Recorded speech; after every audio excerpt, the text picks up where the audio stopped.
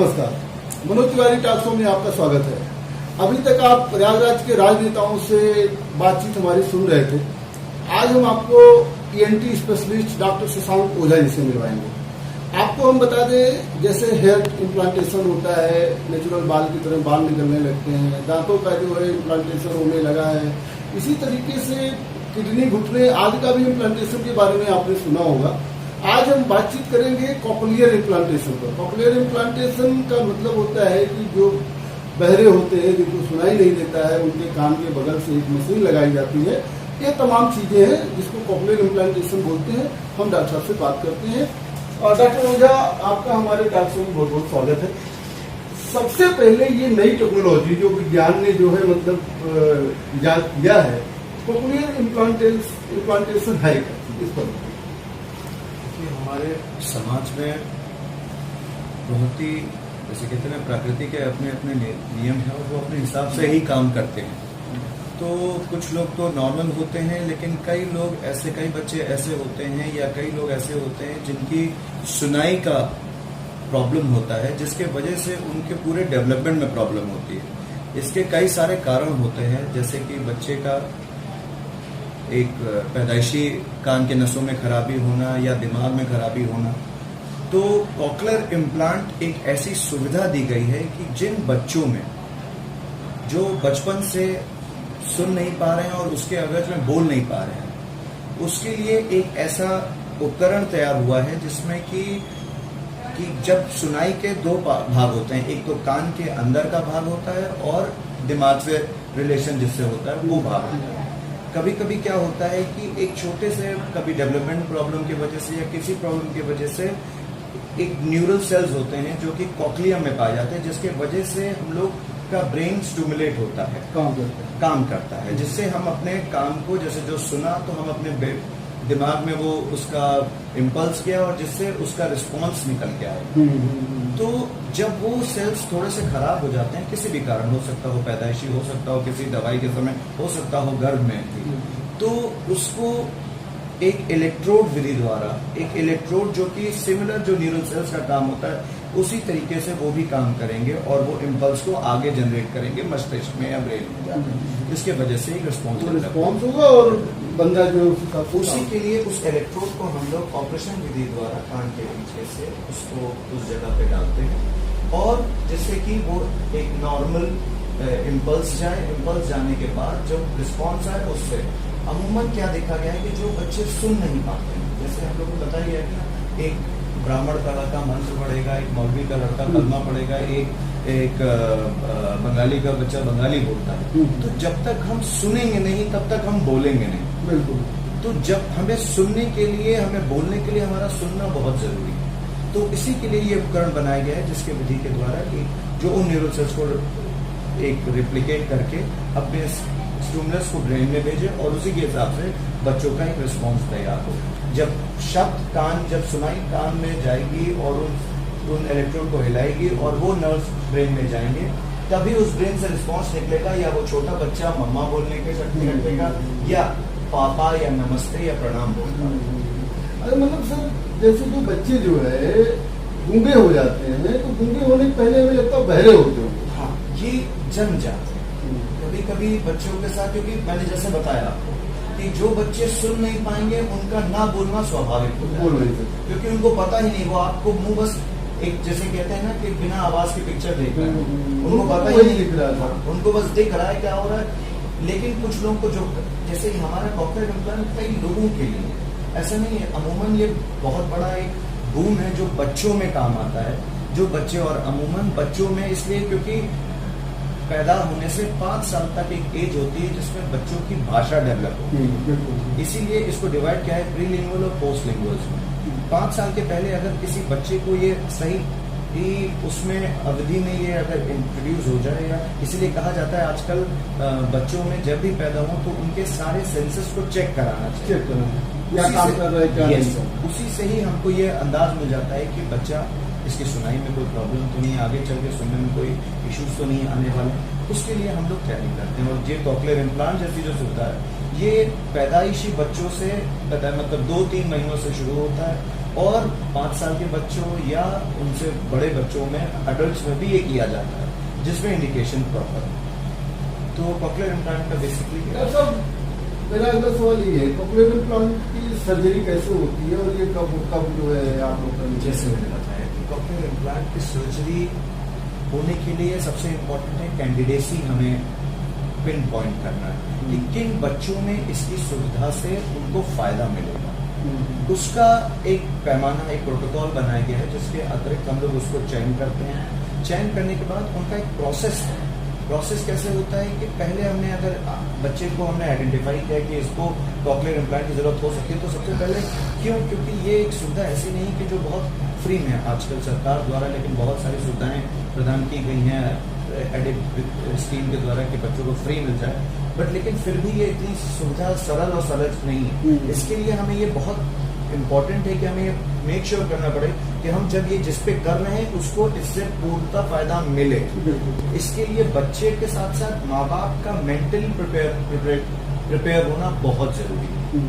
तो इसमें जो इम्पोर्टेंट बात है कि पहले कैंडिडेसी देखते हैं, कैंडिडेसी के बाद हम 2 से 3 महीना उस बच्चे को एक हेयरिंग एड लगा के चेक करते हैं क्या इसके हाव भाव में कोई फर्क आ रहा है कि नहीं। अगर आ रहा है तो उसे हम एक अपने उसी प्रोटोकॉल के द्वारा उसको हम एक गाइडलाइन एक क्लासिफाई करते हैं और उसी हिसाब से उसको उस इम्प्लांट के लिए अपॉइंट करते हैं कि भाई इनका इम्प्लांटेशन शुरू करना है। तैयारी लंबे समय से जी, एक प्रोसेस ये, और एक हर प्रोसेस का हर स्टेप दूसरे स्टेप से डिपेंडेंट है।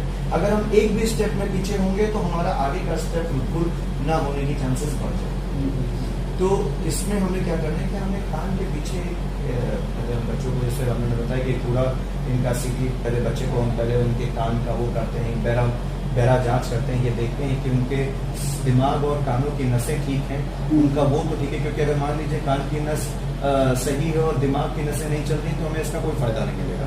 तो एक पूरा प्रोटोकॉल है जिसको हमको फॉलो करना पड़ता है और फिर हम लोग उस कैंडिडेट को हम लोग ऑपरेशन के लिए अपॉइंट करते हैं और उसका ऑपरेशन करते हैं। प्लस उसके बाद भी सबसे इम्पोर्टेंट बात है कि जितना इम्पोर्टेंट उसका ऑपरेशन है और उसका आइडेंटिफिकेशन है, उससे भी अच्छा इम्पोर्टेंट है उसका पोस्ट ऑपरेटिव। वो तो हम बाहर ही पूछेंगे। डॉक्टर साहब, ये बताइए कि ऑपरेशन करने के पहले ऑपरेशन पूरा होने तक कितने स्टेप होते हैं कॉक्लियर इम्प्लांट? सबसे पहला अगर कोई बच्चा आता है तो उसकी प्रॉपर हिस्ट्री ली जाती है। हिस्ट्री ली जाती है, जैसे अगर बच्चा है 1.5 से 5 साल के बीच में, पैदाइश 5 साल के बीच में, तो उसकी माता जी का जब वो गर्भ में थे तब की हिस्ट्री, पैदा होने की हिस्ट्री और पैदा होने के बाद की हिस्ट्री इम्पोर्टेंट है। साथ में उसका डेवलपमेंट कैसे हुआ है, क्या वो कुछ बच्चों में चलना लेट होता है, कुछ बच्चों में उंगली पकड़ना लेट होता है, तो यूजुअली इन बच्चों में जिनको सुनाई और बोलने की प्रॉब्लम होती है उनमें डिलेड प्रोलॉन्ग माइलस्टोन्स होते ही हैं। तो उसके लिए हमें पहले वो हिस्ट्री पूरी करनी है, हिस्ट्री के बाद उनका इम्यूनाइजेशन देखना है, प्लस उनका एक माँ बाप जो माता पिता है उनका सोशल इकोनॉमिक स्टेटस भी हमें समझना है, प्लस उसके बाद उनका जो फॉलो अप है वो उनको समझाना है और उनको मेंटली प्रिपेयर करना है। ये प्लस जब ये सारी चीज़ें हो जाती हैं तो हम बच्चे को उसके ऑडियोलॉजी एग्जामिनेशन करते हैं कि भाई इनकी सुनाई किस तरीके से किस लेवल पे है, उस लेवल पे ही उन पे कितना फायदा होना है वो हम उनको अपॉइंट करके फिर हम उनको आगे के लिए, जैसे उनका सीटी स्कैन होता है, क्योंकि बच्चों में जिन बच्चों में होता है अमूमन उनके साथ साथ कभी कभी होता है कि जो कॉक्लिया होता है जहाँ पे मैंने आपको बताया कि ये नर्व सेल्स होते हैं वो कभी कभी बनता ही नहीं है, वो कंजेनिटल डिसऑर्डर्स में आता है, तो उनमें ये नहीं, उनमें होने में प्रॉब्लम होती है या कुछ और प्रॉब्लम्स भी हैं जो सारी फॉलो करती हैं इसके बाद, तो उनका भी एक ऐसा सिस्टमेटिक है, उन पर क्या कर सकते हैं क्या होता है ये उस पर डिपेंड करता है।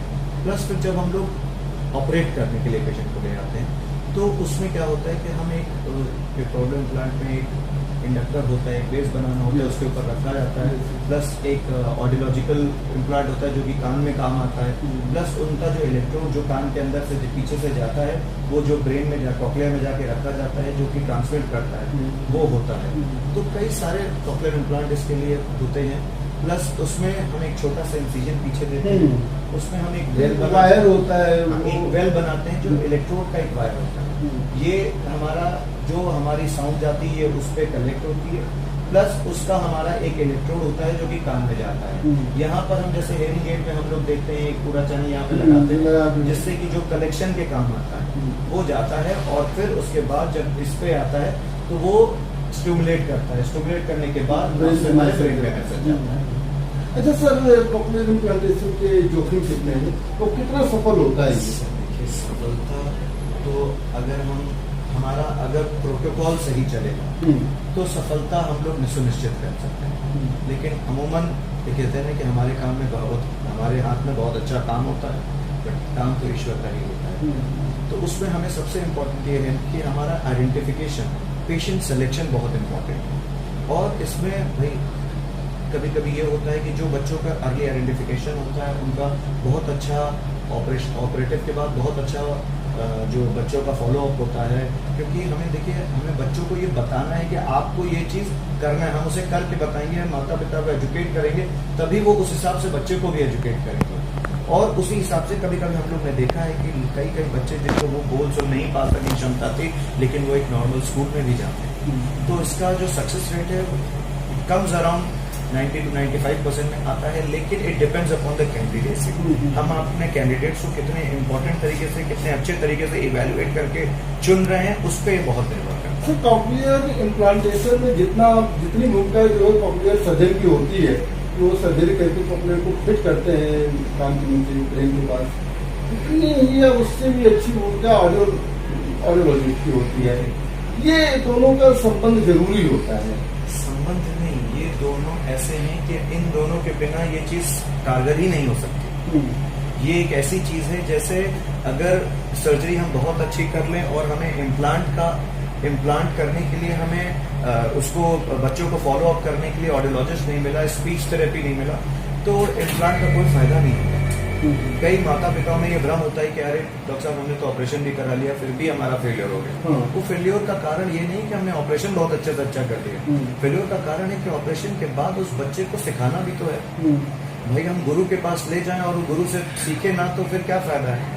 तो हमारा दोनों मतलब वो साउंड तो सुन लेता है लेकिन वो पहचान नहीं पाता है। उसे क्या पता है, उसको पहचानने के लिए आदमी थेरेपिस्ट की जरूरत है। उसे ये बताना है कि हमें, और माता पिता लोगों को ये बताना है कि हमें इसको कैसे कॉम्प्रिहेंड करना है, क्योंकि बच्चा तो एक पूरी किताब है, हम उस पर उर्दू लिखें या फारसी लिखें या बंगाली लिखें या हिंदी लिखें, ये हमें आपको डिसाइड करना है, बच्चे को नहीं पता। तो हम उसके सामने जो भी बोलेंगे वो उस तरीके से सीखेगा, सही तरीके से बोलेंगे, उसके पेस के हिसाब से बोलेंगे, क्योंकि इसमें सबसे इम्पोर्टेंट होता है कि जब बच्चे सुन नहीं पाते हैं तो अमूमन चेहरा देख के पढ़ते हैं।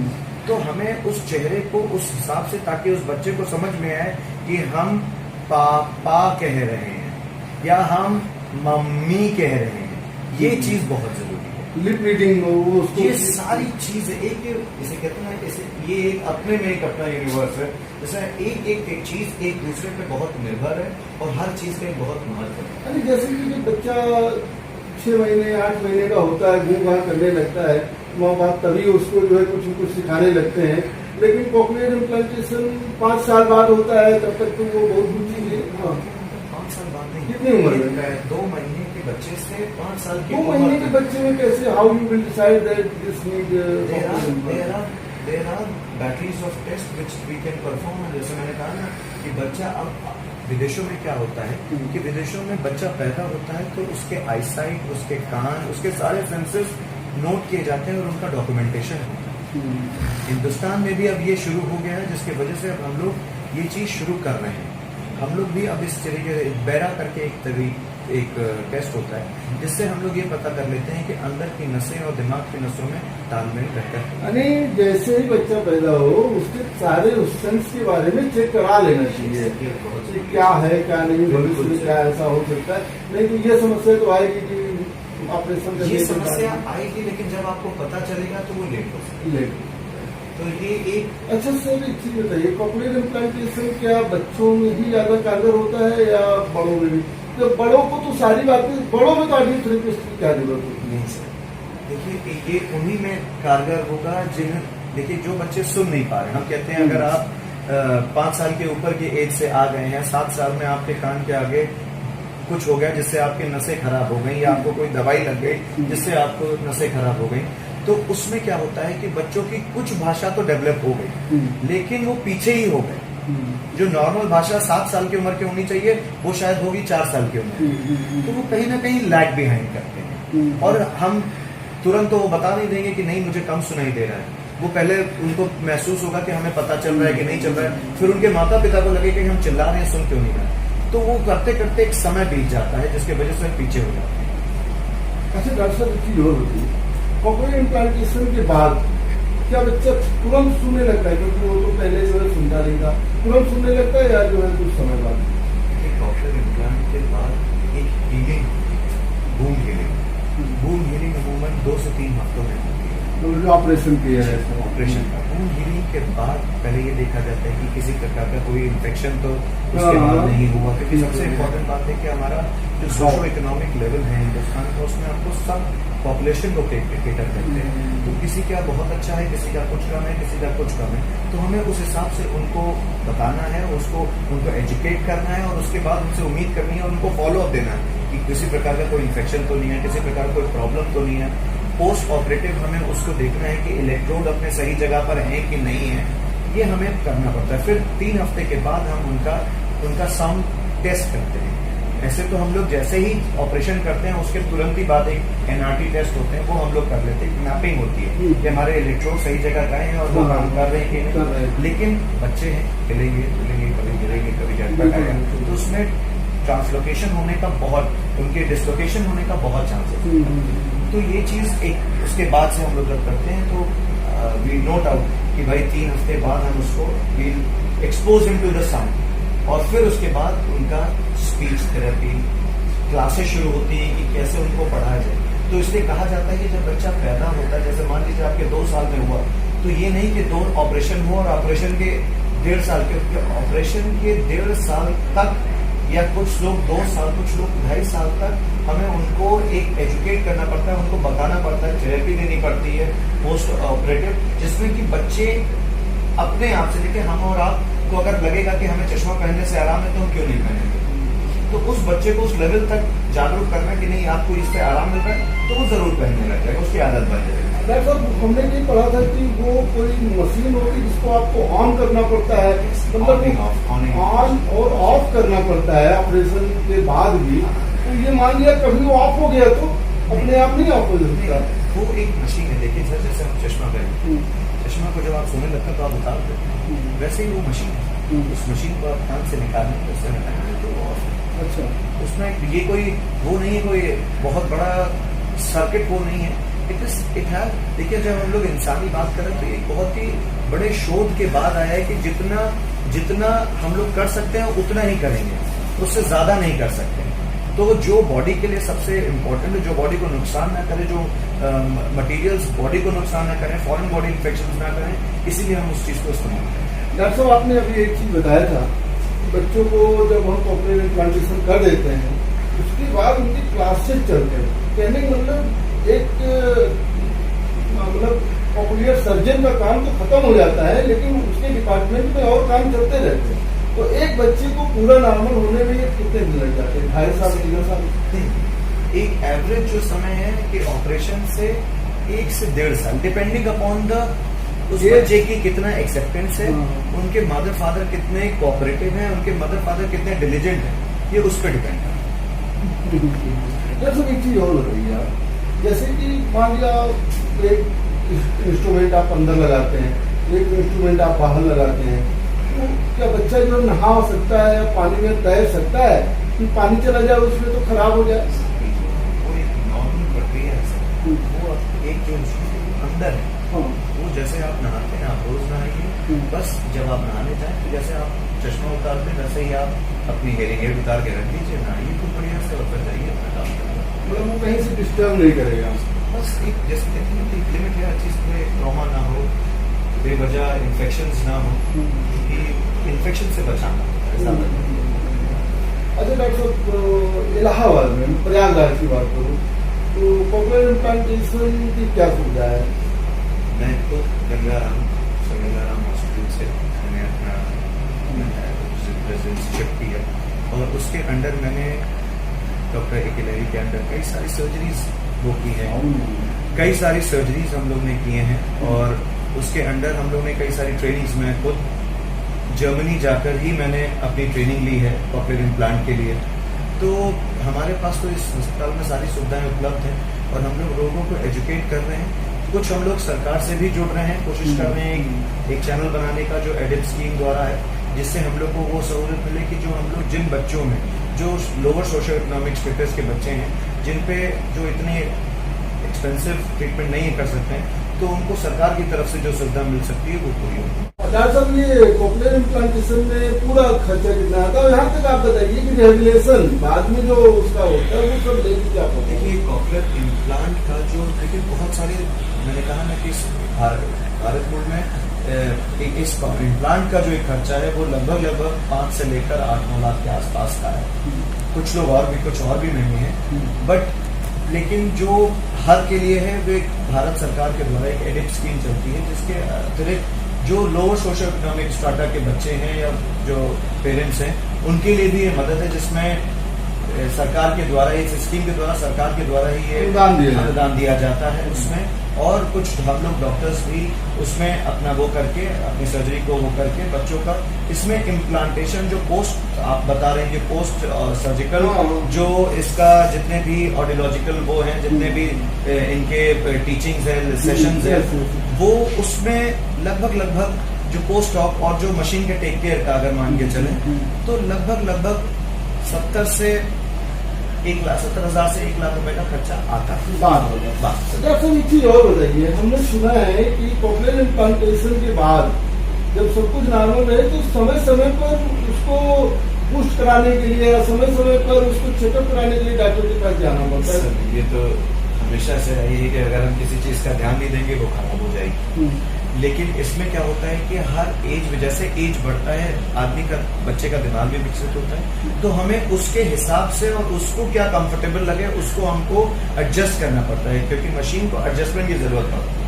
तो इसीलिए कहा जाता है कि उनको डिपेंडिंग अपॉन, जैसे आपका अगर सेशन कंप्लीट हो गया और आपको काफी आराम भी मिल गया उससे, तो भी आपको एटलीस्ट 2.5 से 3 महीने के अंदर या 6 महीने के अंदर एक बार दिखाना जरूर चाहिए। नहीं, दिखाना तो ठीक है, तो क्या जो है, मान लिया कि आपने कॉक्लियर इम्प्लांटेशन कर दिया, मशीन अंदर है, कुछ साल बाद वो मशीन निकाल के दूसरी मशीन शिफ्ट करते हैं। डिपेंड कि भाई क्या हो सकता है, कभी बच्चा गिर गया हो, चोट लग गई हो, मशीन टूट गई हो अंदर से, ये बहुत सारे कुछ भी ना हो, मैं बढ़ती एज की बात नहीं, तो उसकी प्रोग्रामिंग का कंप्यूटर से करते हैं।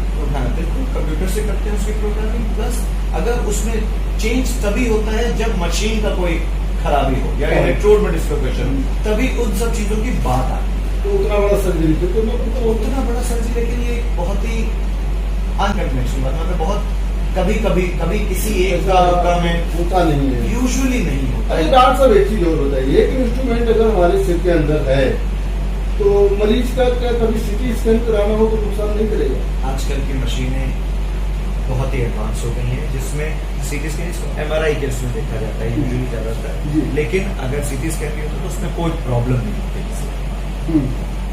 ऐसा मतलब कि वो शुरुआत में क्यों बनती थी, लेकिन अब पहले से बहुत मॉडर्न हो गया है। अच्छा डॉक्टर साहब, जैसे हम लोग फ्लाइट में यात्रा करते हैं तो ब्लड प्रेशर कम रहता है, इस तरीके के क्या जिसके कॉक्लियर इम्प्लांटेशन हुआ है फ्लाइट यात्रा कर सकते हैं खूब अच्छे से। और आज के युग में तो आप देखेंगे कि विदेशों में तो कई लोग हैं जो अपने नॉर्मल काम कर रहे हैं और उनको कोई पता भी नहीं कर पा रहा है कि उनको प्रॉब्लम क्या है। तो फ्लाइट वाइट ये सब तो बड़े ही ये बनाए इसलिए जा रहा है कि आपका जीवन आसान हो। सर, क्या जिसको प्रकृति के द्वारा जो पहला बच्चा है उसके लिए कॉक्लियर इम्प्लांट सफल है? मैंने बताया ना, जैसे इसमें कैंडिडेसी का बहुत इंपॉर्टेंट है, बहुत सारी चीजें हैं, जैसे किसी हर एक लेवल पे है प्रॉब्लम, क्योंकि मैंने बताया जैसे कॉक्लिया एक डिवाइस है तो उसके एम्ब्रियोलॉजी में प्रॉब्लम है, तो प्रॉब्लम है। अब या तो बच्चे का उसमें प्रॉब्लम है या दिमाग में प्रॉब्लम है, जिनमें अमूमन दिमाग का कुछ ज्यादा इशू होता है या ब्रेन से रिलेटेड ज्यादा इश्यूज होते हैं, उसमें इसका चांसेस ऑफ फेल्योर ज्यादा होता है और यूजुअली ऐसे बच्चों को अवॉइड किया जाता है। There are different modes of treatment जिसमें दिया जाता है। How you will decide that this is child in who this operation that's the candidacy protocol, जैसे हमने बताया ना कि उसका प्रोटोकॉल है, वो मेडिकल हिस्ट्री पे डिपेंड करता है, फिर उसके एनाटॉमिकल एग्जिस्टेंस पे डिपेंड करता है, फिर उसकी बॉडी फिजियोलॉजी पे डिपेंड करता है, मेंटल स्टेटस पे डिपेंड करता है। सर एक सवाल मेरा है, जैसे मान लिया कि बच्चों में तो ठीक है कि उनको बाद में पता लगता है कि सुनाई नहीं दे रहा है इसलिए बोल नहीं पा रहा है, चेक करवाते हैं पता लगता है कॉम्प्लेन इम्प्लांटेशन करानी है, आम नागरिक वो सब सुन रहा है बोल रहा है, और क्या उसको भी कॉम्प्लेन इम्प्लांटेशन की जरूरत पड़ सकती है? जिसको सुनाई में जैसे हम और आप देखिए, अगर इसमें ये एक सोशल प्रॉब्लम भी है, जैसे हमारे आपके एज में अगर हमें आपको सुनाई नहीं दे रहा तो एक सोशल प्रॉब्लम भी है, आपके प्रोफेशनल प्रॉब्लम भी है, आपके लाइफ में पर्सनल लाइफ में प्रॉब्लम है, तो उसको सुधारने के लिए हमें डिपेंड करता है कि अगर आपको ये जरूरत है तो वो हम आपको कर सकते हैं, कोई इशू नहीं। अच्छा सर, क्या सोते समय हम अपने कॉम्प्लेन जो बाहर रहता है उसको निकाल कर बिल्कुल बिल्कुल बिल्कुल, जो मैं उसको हटा के अपना रख दीजिए उसके केस में और आप बहुत अच्छे से आराम से सुन लीजिए। कितने दिनों में सर आप लोग पेशेंट को अस्पताल से छुट्टी देते हैं? अस्पताल से जो दूसरे तीसरे दिन अगर कोई प्रॉब्लम नहीं तो छुट्टी हो जाती है। उसके बाद नॉर्मल उसको 2 साल 2 साल नॉर्मल ऑपरेशन से तो उसको अगर सब ठीक है तो मेरे ख्याल से दूसरे तीसरे हफ्ते में उसके सारे जो भी जरूरत है वो सारे ऑपरेटिव जो है वो सब नॉर्मल हो जाते हैं, देन तीसरे हफ्ते से उसका एक ऑडियोलॉजिकल फ्रेमवर्क शुरू हो जाता है।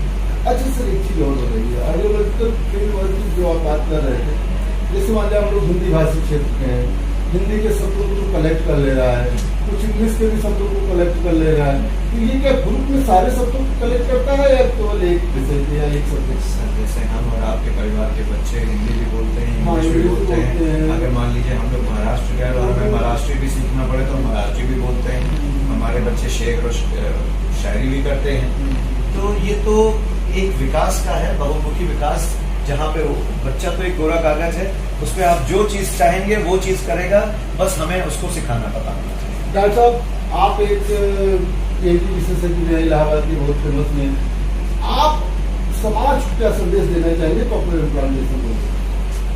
देखिए, इस प्रकृति का क्या नियम है ये प्रकृति जानती है, लेकिन हम लोग जो एक इंसानी इवोल्यूशन है उसमें एक ये बहुत अच्छी डिवाइस हमें मिली है, अगर हम थोड़े से जागरूक हो जाएं अपने बच्चों के प्रति और अपने प्रति, तो हम लोग एक बच्चे को जो कि थोड़ा सा अनप्रिविलेज्ड है, जो कि किसी प्रकार से वो उसके सुनने की क्षमता कम हो गई है, उसको भी हम एक नॉर्मल बच्चे की तरह ट्रीट कर सकते हैं, ना कि एक स्पेशल चाइल्ड या स्पेशल बच्चे का उसको तमगा दें। तो जागरूक हम लोग को होना है और हमें अपने आप को तैयार करना है और उसके बारे में पूरी एक जानकारी लेनी है और उसके बाद हमें उस पर अमल करना है, जिससे हमारे आने वाली जनरेशन एक इस प्रकृति का इस माहौल का फायदा भी उठा सके और उसे उसको एंजॉय भी कर सके। डॉक्टर साहब, हमारे शो में भाग लिए, इसके लिए आपको बहुत बहुत अभी आपने देखा हमारे साथ ENT विशेषज्ञ डॉक्टर शशांक ओझा जी थे। आपने बताया कि कॉर्पोरेट इम्प्लांटेशन बहुत ही सुरक्षित है और इसकी असफलता की दर बहुत ही कम है। साथ साथ समाज को जागरूक होना चाहिए और बच्चों को जो है सुनने में यदि कोई प्रॉब्लम होती है तो कॉर्पोरेट इम्प्लांटेशन के द्वारा उसके भविष्य को संवारना चाहिए। कहीं किसी तरीके का जोखिम नहीं है, किसी तरीके के अफवाह जो CT स्कैन नहीं कराया जा सकता है, नहाया नहीं जा सकता या फ्लाइट यात्रा नहीं करी जा सकती है। कॉर्पोरेट इम्प्लांटेशन के बाद इन सब पर कोई रोक नहीं है। आगे भी हम प्रयागराज के बहुत से डॉक्टरों से आपकी मुलाकात करवाते रहेंगे। दीजिए मनोज तिवारी की इजाजत।